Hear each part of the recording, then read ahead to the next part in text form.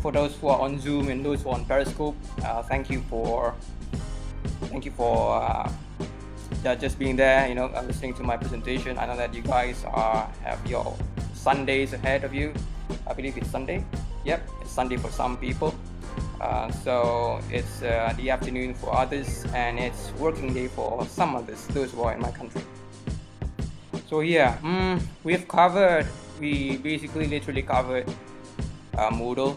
We've covered Schoology quite briefly, to be honest. We've covered Moodle, we've covered Google Classroom a bit, and also Canvas LMS. I think it's best to go back to recap to what we've done so far. I'm gonna go back to Moodle. I apologize for those who are on my Facebook stream. The reason why I have this on Facebook stream is because on Zoom we do have a limited number of people to come in, and I think we've just maxed that quota. Just the reason why I've got these on Periscope as well. And again, on Periscope we've got quite a few people in there, and Facebook stream is for those who are part of my friend network. So I believe I assume only those who are in my Facebook friends will be able to see this, so they can share this. Anyway, coming back to what I've been presenting to people in other platforms, things that you need to consider when you are providing your students with online learning through learning management systems is that before you start inviting them to your platforms, you need to prepare for the class. It will take usually around 2 to 3 days. It will take it around maybe less than a week, 2-3 days, 4 days at most, if you already have with you your syllabus or your scheme of work or your learning objectives or your learning outcomes in place. You put that to the side of your computer, you follow whatever is in there, or if you want to do any enhancements and changes, that's really up to you. But basically you need to have something that's organized and structured for your students to follow. Now if you're going to do this off the cuff, if you're going to do this ad hoc, as in week by week, I think it's going to be a bit problematic in that sense. It's going to pose a lot of challenges in terms of what you're going to do with your students. But if you have a structure, even though that you're not following that particular structure, you have a kind of a backbone to whatever that you're doing with your online learning. So we're going to go on to Canvas now, because we covered Moodle in my previous Facebook stream. So in Canvas, the idea is to create your own course. Well, I've got a lot of courses in there, so I'm going to start with a new course. Again, the idea is, like I said, if you are a teacher with teaching 3 classes, 4 classes of the same level, it's best to actually starting a new course.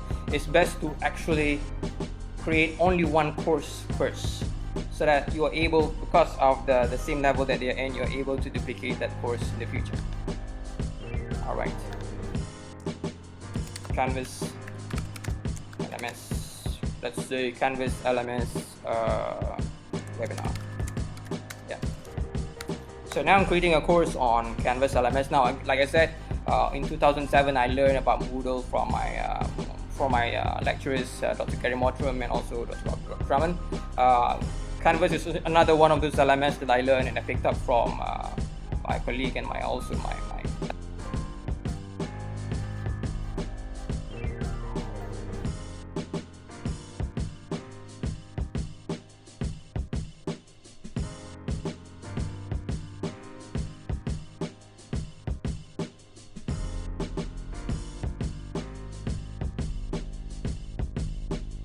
when you start creating your Canvas course or Canvas subject, like I said, what you wanted to do is you need to schedule your posts. Now, it's a bit different from Google Classroom. It's a bit different from Moodle, because Moodle and Google Classroom, those two platforms allow you for drip feed method in terms of scheduling the time when these content are introduced to your students in the class, in the lessons. But what Canvas does is that it allows you to assign the modules chronologically. For example, we go on to modules.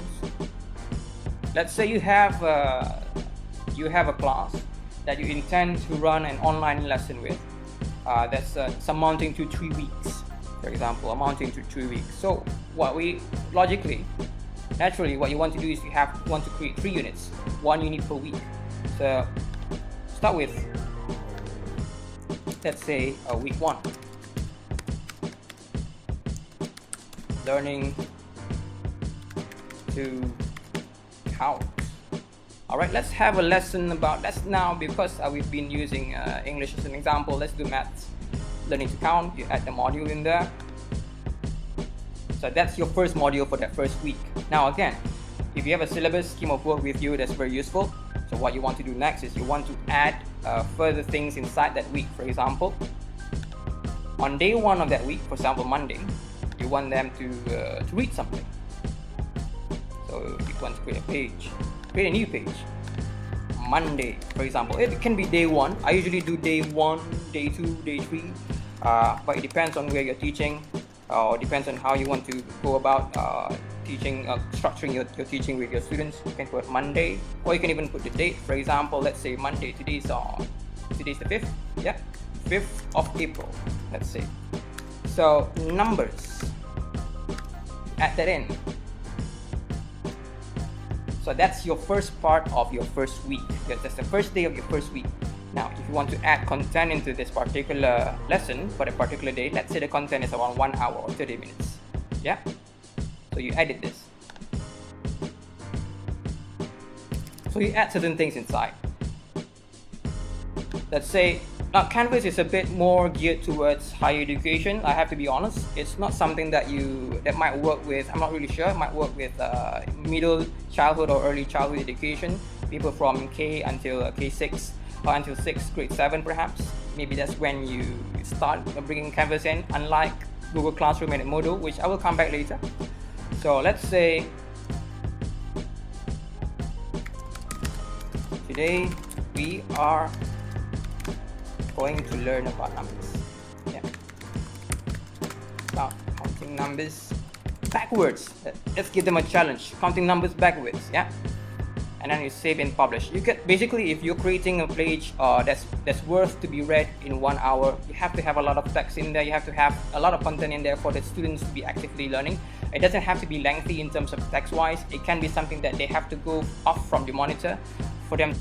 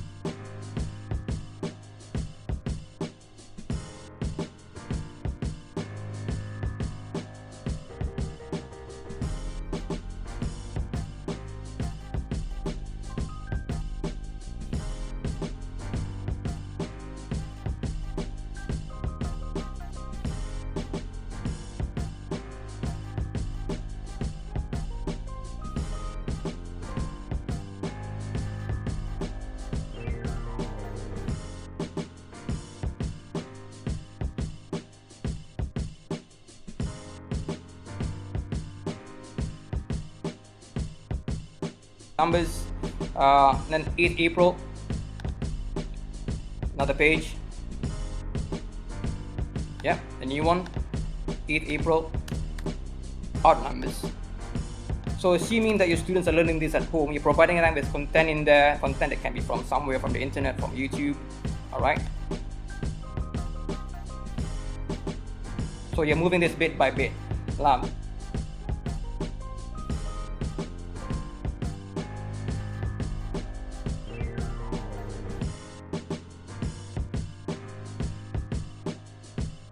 Structure, you just start with the structure of what you're trying to teach. You just start with the syllabus or the scheme of work that you have, and then provide them with things to do. We started with page, now we move on to something that's more, let's say, a bit more, what do you call this, high stakes. For example, a discussion. Yeah, discussion on the 10th of April. talk about what you like about numbers. Yeah. Usually when I have the activities that are included into my lessons, I usually intend them to differentiate them from the content that they read to the things that they do, the activities that they do. Remember, online learning, the learning is not online, the learning is about the activity. All right, you can have 1 hour of online interaction with the student, just lecturing them the whole hour. Learning might not take place. Learning only takes place when the learning is active. So activity learning is very, very important. Even though the online interaction is around 5 minutes through Zoom or through your Canvas, what you provide them to do within the realm of what they have, for example, their home, for example, go outside and look into the sun, or look into the skies and look at how many planes fly over your skyline, for example, and then come back in the next 2 hours and then share with others how many planes. So those kind of things that it's not necessarily online learning, but it is definitely active learning. So don't try to emphasize after the bit where it says online learning, because online learning does not necessitate learning. It's the activity that necessitates the learning. All right, so let's come back to this one. Let's have that as a discussion. So you've got your 1 week.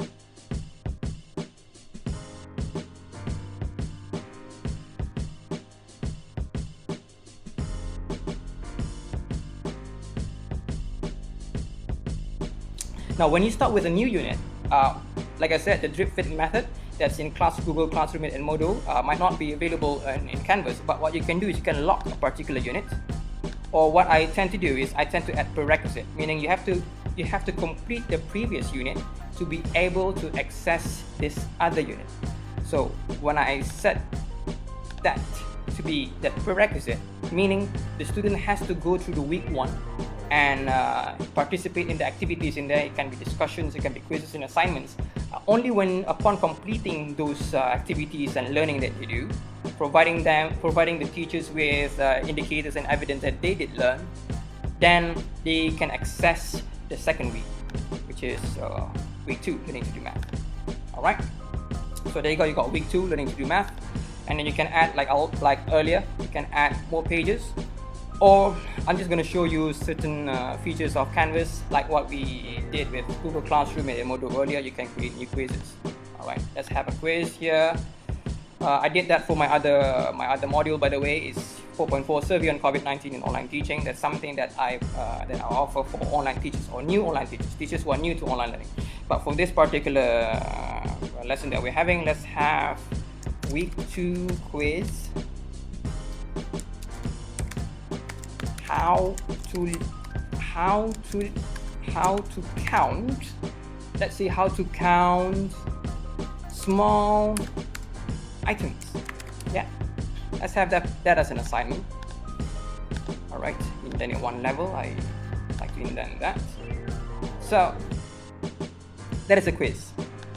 Now, what Canvas has, and this is something that's similar to Google Classroom and also to Edmodo, more about to Edmodo, is that you're able to create your quiz questions. So you edit that. Think about what kind of quiz this is going to be.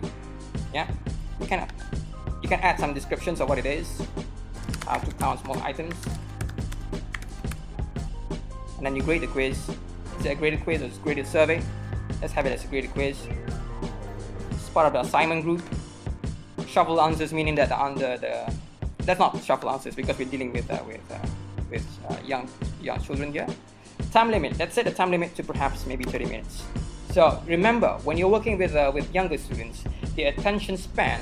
This is proven by reviews in the literature and by research studies.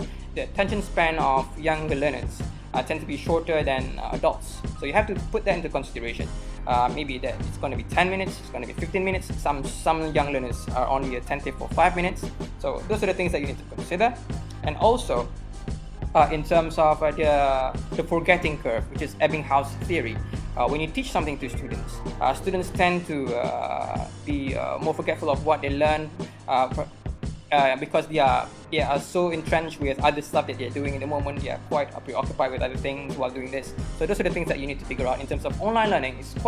The dynamics of teaching is very different from online learning, from traditional learning, where you are there in the class physically to make sure that they are always attentive.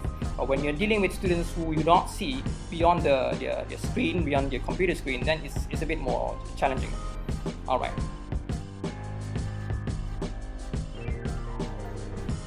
So we're able to create quizzes in here. Yeah.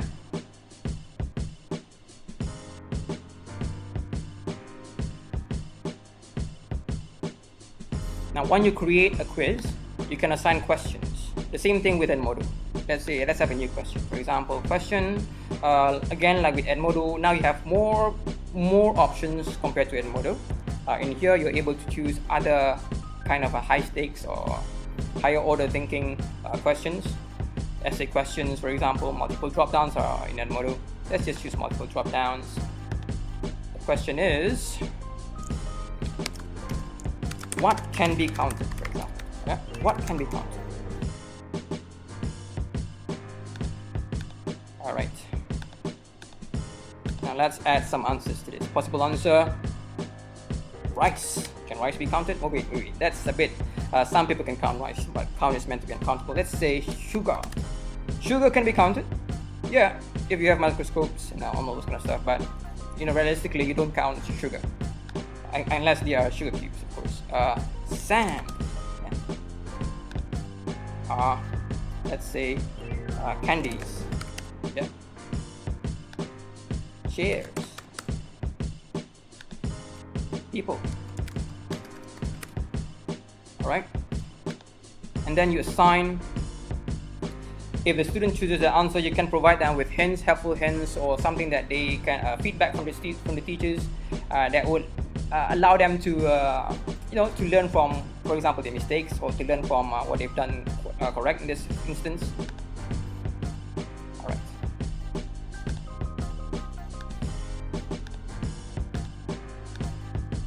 Okay.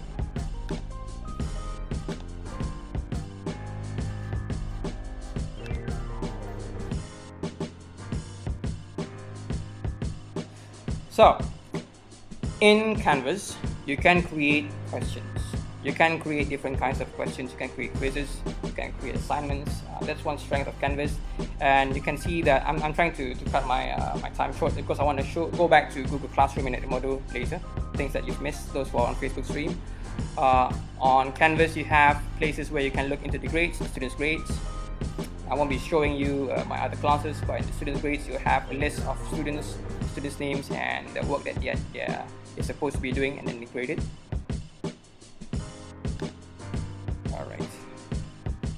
Now, what was the one that I did just now? Let's go back. Maybe this will work. All right. I think I've spent around close to 2 hours on this. Now, one thing that is quite useful, of course, with Canvas is that if you are pressed into creating a lesson or a course or a subject course for a group of students, but you are running out of time. You've run out of time. You've got your class to be done in 2 days' time, and you need to be it to be 2 weeks length or 3 weeks length for the students. Now, if you stumble upon that kind of situation where you need to create something from scratch, and then you don't have the materials to do so, what Canvas does is that you can go to Commons. And Commons is where you can basically copy other people's work for your own personal use or your own non-commercial use. And this is common practice in Canvas, and it's also it is under Creative Commons, so it's not breaching any laws or legal intellectual property rights or whatnot. What it provides you when you're on Commons. Now, I can see that my connection tonight is a bit slower than before, so I'm not really sure what's happening with that. But what you can do with Commons is this. Now, while waiting for it to load, of course. On Canvas, if you don't have any material to create as a course, there are already courses available on Canvas Commons for you to copy and for you to use at your own class. Let me click that once more and see what's happening here. This is the slowest it's ever been in terms of downloading the Commons part. Interesting. Alright, while waiting for that, I'm going to show you back to Edmodo. Edmodo for me, when we talked about Edmodo earlier, around 1 hour ago, it gives you a lot of features in terms of drip feeding your students the work. We'll come back to that. Let's see if comments. No, it's still not there. Let's go to classes then. Google Classroom. I did the alpha class. Let's create another class. Create class. Remember, you need to register. Your school has to have a Google Suite for Education for this to work. But then again, most schools that I know, and most lecturers that I know, most teachers that I know use the free version. Let's create a class. Let's put a beta class section. Let's have science. Subject science. Let's put a virtual room science 01. Create, and you've got yourself a Google Classroom, hopefully. Wow.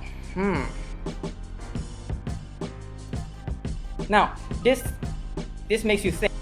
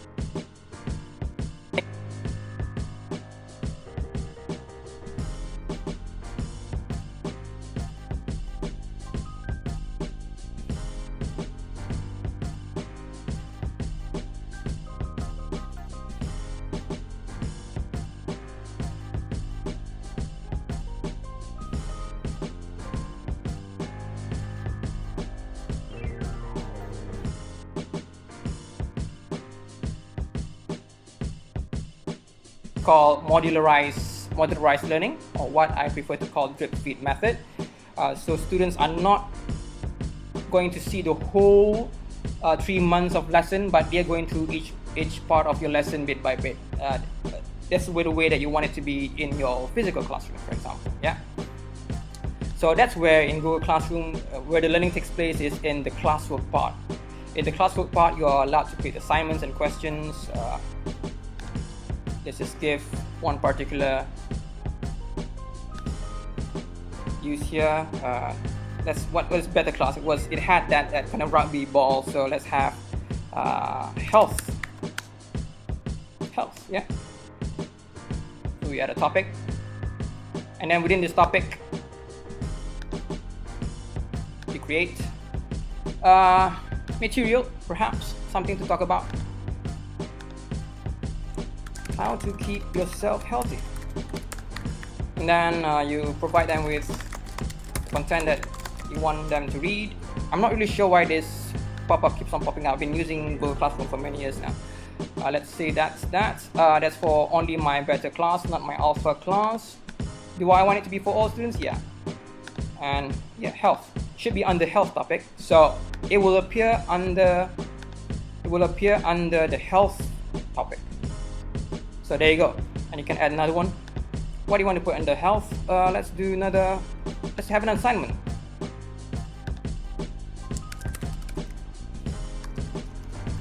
How do you keep yourself healthy?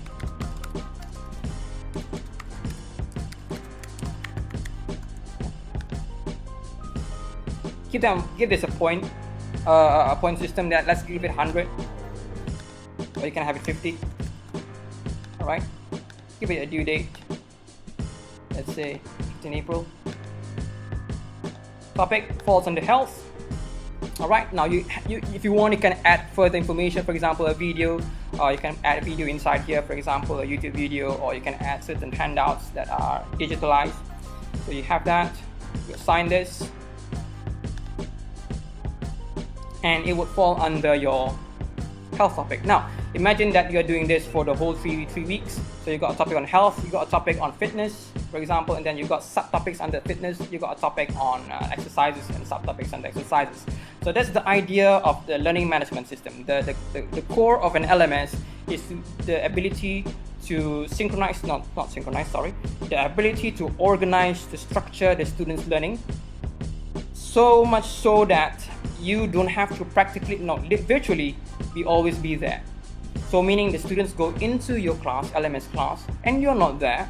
They're just in there because they are learning self-paced, they're independent learners, they're in there, and then they're browsing through what they need to do, for this particular week. So let's say they don't have time in the morning, they don't have time in the afternoon because they've got certain things to do, commitments. So they are in the evening before sleep, they go into your classroom and they look for things that they need to do. Now remember that the teacher's role is to always remind them of things to do. There's always reminders for them to follow. That goes under Google Calendar, and also in Moodle you got calendar as well. So the idea of a learning management system is to be able to organize the learning, to structure the learning in such a way, to modularize the learning in such a way that learners are able to follow through with the learning objectives and the learning pathways. And adding to that, using your drip fit method or your modularized system with prerequisites and what they call this, and rules, they are not allowed to progress further into the learning pathway because they have to follow this step by step, so that they do not cram whatever they're studying, or they do not finish up the whole 3 weeks within only 2 days. So it gives them the idea that they are being facilitated in terms of their learning, although they're independent and they're self-paced. Let's see the common spot. Yeah, there you go. So we're going back to Canvas. So let's say you're teaching math, right? And you don't have any materials for your Canvas module.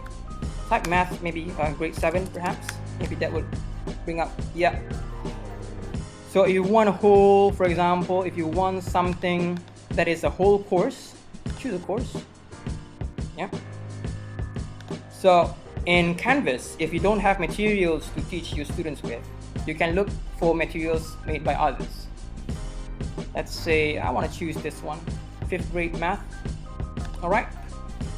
Now remember, earlier I did a module on math on Canvas around maybe 20 minutes ago.